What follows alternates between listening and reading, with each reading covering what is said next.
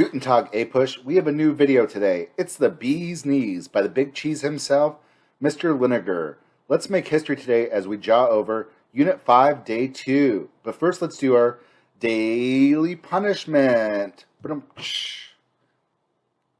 German sausage jokes are the worst. German jokes. Your key terms for today are sharecropping, Jim Crow laws, also known as black codes, Plessy v. Ferguson, Cummings v. County Board of Education, Chester Arthur, the Pendleton Civil Service Act, the Chinese Exclusion Act, James Garfield, Grover Cleveland, Benjamin Harrison, the $1 billion Congress, the McKinley Tariff, the Grand Army of the Republic, the Farmers Alliance, the Grange Movement, the Populist Party, Williams Jennings Bryant, the Cross of Gold speech, the election of 1896, super important election, the Depression of 1893, the Wilson-Gorman Tariff, William McKinley, gold bugs, the Kropp-Lien system. We're going to go over the political characteristics and events of the quote-unquote unforgettable presidents during the Gilded Age, the influence of economic factors in shaping politics during the Gilded Age, and the farmers' revolt and political impact during the Gilded Age. So let's first talk about the South that has quote-unquote been redeemed. If you remember, in the Compromise of 1877, the South is going to... all the federal soldiers will be taken out of the South, so Reconstruction will end in order for Hayes to win the election. In return, the South is going to start to making laws. Even they'd already done this before, but they're going to start to try to make society as similar to how it was under slavery. They're going to reintroduce Jim Crow laws. They're going to try to make the labor for Africans, freedmen, as similar to slavery as possible. And they're going to try to put back in power... They're going to put back in power the people that were running the country before the Civil War, the planter aristocracy. So the blacks will be sacrificed in the South after the compromise. Many blacks will become sharecroppers. They'll be tied to the land. The labor system that this was called in the South was the Kropp-Lien system. It was like almost a feudal labor system where the blacks were tied to the land. There were laws that made it where blacks could not be... immobile, where they couldn't just not be doing work. They could actually be arrested and forced to work somebody for life, which sounds a lot like slavery. There was Jim Crow laws being passed during this time, laws to limit freedmen, so like laws against intermarriage, laws against voting, laws that supported segregation. And there will be a Supreme Court case, Plessy v. Ferguson, which is going to allow segregation. Homer Plessy was a mixed African-American from New Orleans. He sued because of segregation in Trolley, I believe, in New Orleans. He's going to lose the case.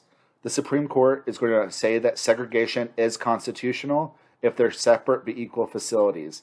Obviously, the hypocritical thing here is they were never equal. Another case that's going to allow for segregation in education is Cummings v. County Board of Education. This says it is okay to have segregation in schools as long as it's separate but equal. This will be overturned later on in Brown v. Board of Education. During this time, in the 1890s, there was 187 lynchings a year in the South. In the 1890s, a lot of these were blacks that were trying to be able to do their constitutional right and vote, and a lot of the Southerners, like the Ku Klux Klan, would make examples of them by murdering them. There was huge mob violence in some Southern cities against blacks in the late 1800s. New Orleans and Atlanta had huge mob violence against blacks that were pretty indiscriminate, killing them.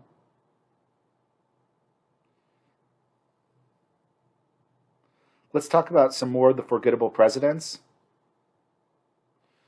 Um, so James Garfield is going to run for president as a Republican. He was a half-breed. He wanted to get rid of the spoil system.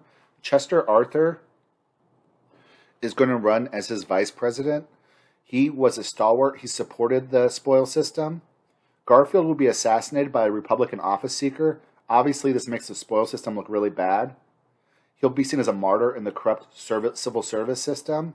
Chester Arthur is going to switch sides and support civil service reform so that you actually don't just appoint your friends, that in order to join the government, you have to take a test. Under him, the Congress will pass the Pendleton Civil Service Act, and the Pendleton Civil Service Act will get rid of the spoil system, and it will create a merit-based system in order to join the civil service, in order to join the government, the bureaucracy.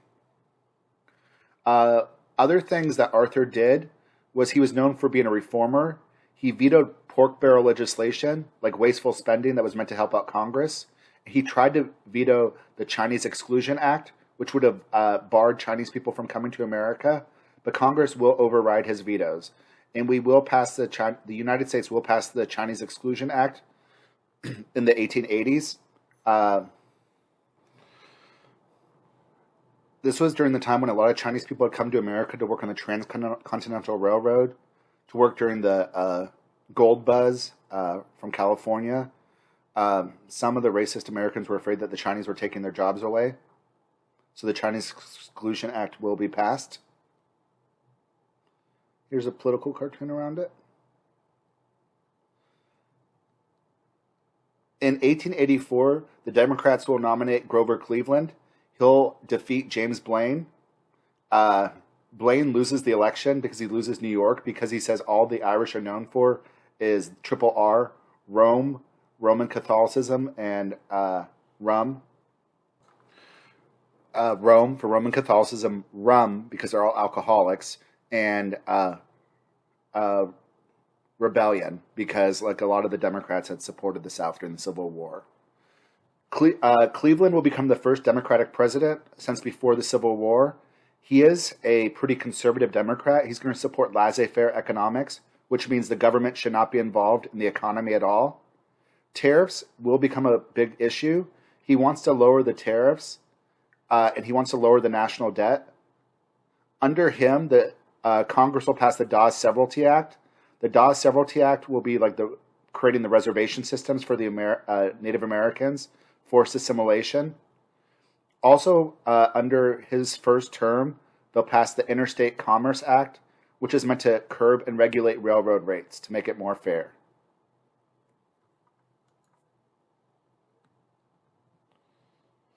In the election of '88, the tariff was a major issue. The Republicans want a higher tariff.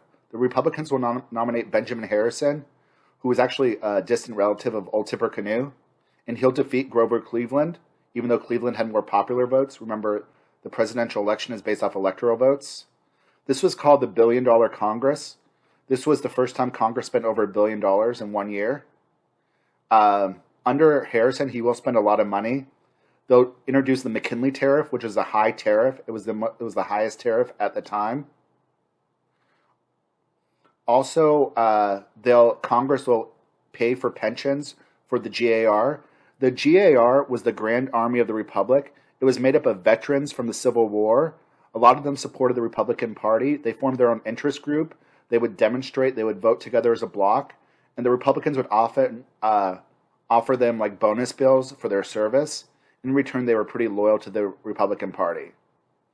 So you should know what the GAR is. Under Harrison also, he will buy some silver and he will support industry and manufacturing.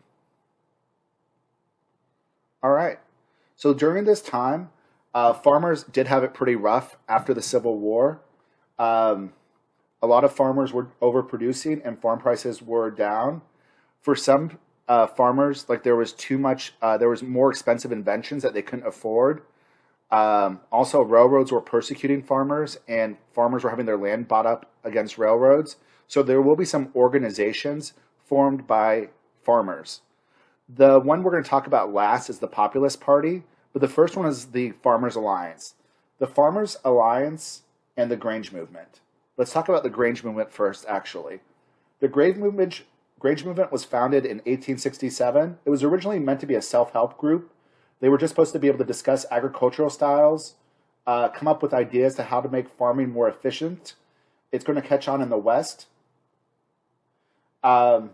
Grange wanted to focus their efforts on lowering railroad shipping rates, but it's a little bit more of a self-help group. Also, they were more open to anybody working for this. The Farmers Alliance is a little bit more of a actual organization. The Farmers Alliance was more secretive and selective about who could join their organization. They wanted to improve economic conditions for farmers by the creating of cooperatives, so farmers should join together. They should buy expensive machinery together so they didn't have to take out loans from banks. And they should support similar political, they should vote as a bloc for political parties. Eventually, in the 1890s, a new third party will be formed, the Populist Party or the People's Party. The Populist Party was an agrarian party. They were against the corruption of business and the railroads. They wanted more governmental control against business and railroads. They got a lot of their support from farmers, and they wanted, one of their big issues for them is they wanted silver and inflationary policy. So they wanted soft money. And they'll do very well in the election of 1892.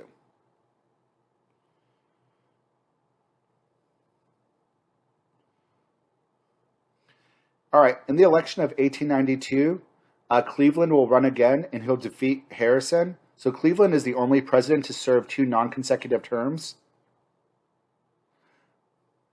As soon as Cleveland re-becomes president, he'll face the Depression of 1893. Cleveland was a conservative Democrat. He wasn't big into silver. Because the country was facing a depression, they're going to repeal the Sherman Silver Purchasing Act. He's going to borrow money from J.P. Morgan, who was a rich industrialist, who was a banker. So he's borrowing money from private Americans for $65 million loan in gold. And this makes him look like he's kind of in the pocket of big business. It set up a view of government and banking industry working hand in hand. There will be a lower tariff, but it wasn't that much lower. It was the Wilson-Gorman tariff. It did lower the McKinley tariff a little bit. And it's also the first tax in American history that was a progressive tax. It contained a 2% tax on incomes over $4,000, which were like the richest Americans at the time. This is actually a political cartoon over Cleveland. One of the rumors against him was that he had a bastard child with a woman. When she threatened to go to the public about what he did, like it was accused that he actually raped her, and she had a child from him. When it was threatened that he went to jail, when she threatened to go to the press about it, he had her arrested and put in a mental asylum for life. There's a lot of debate amongst historians whether that happened or not. It sounds horrible. All right, let's talk about the unforgettable election of 1896. The Republicans will nominate William McKinley, who was super hard money. He wanted a gold standard. The Republicans that supported gold standard were called gold bugs, hard money advocates. The Democrats will nominate Williams Jennings Bryant, who favored free silver policies. He wanted unlimited coinage at a ratio of 16-1. So silver in a dollar could be worth 50 cents in inflation. He supported inflation. He's going to win both the Democratic nomination and the populist nomination. So the Democrats in 1896 are going to adopt a lot of the ideas of the populist. And this is when the Democrats really start to change and became more of the party of the poor, the party of the people, or whatever. So Bryan was nominated by both the Democrats and the populists, and really the populists will stop existing after this. When Bryan is nominated, he's going to give his Cross of Gold speech. The Cross of Gold speech was where he was basically accusing American business and the American elite of crucifying the farmer on a cross of gold with their deflationary policies.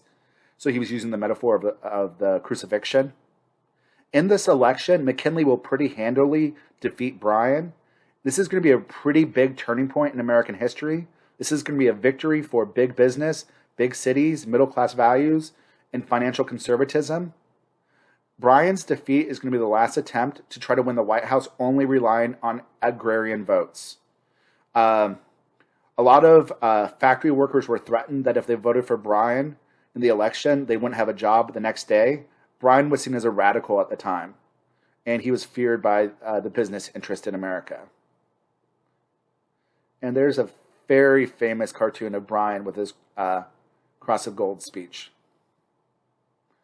All right, kiddos, that's all I have for you for today. Until next time, deuces. Deuces, yeah.